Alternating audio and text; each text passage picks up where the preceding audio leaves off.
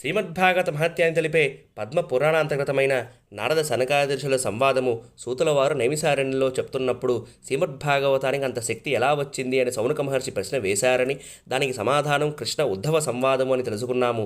అందులో భాగంగా ప్రభాస క్షేత్రంలో ఉద్ధవుడు అంటాడు, కృష్ణ మీరు మీ పరంధామానికి చేరుకుంటున్నారు కదా, మరో భయంకరమైన కలికాలం రాబోతోంది, దుష్టులు మళ్ళీ జన్మిస్తారు, అప్పుడు భూమాత గోమాత ఎవరిని ఆశ్రయించాలి, మీరు మీ పరంధామ పైన ఆపుకోండి అని అంటే దానికి సమాధానంగా కృష్ణ పరమాత్మ అంటాడు, స్వకీయం యద్భవేత్తేజ తచ్చ భాగవతే దధాత్ తిరోధాయ ప్రవిష్టోయం శ్రీమద్భాగవతార్ణవం.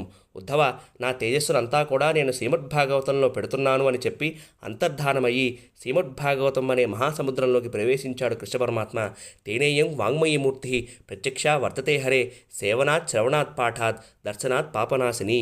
శ్రీమద్భాగవతము ఆ శబ్దబ్రహ్మ యొక్క స్వరూపము కాబట్టి దాన్ని సేవించడము అన్ని పాపాలని తొలగిస్తుంది అంటారు.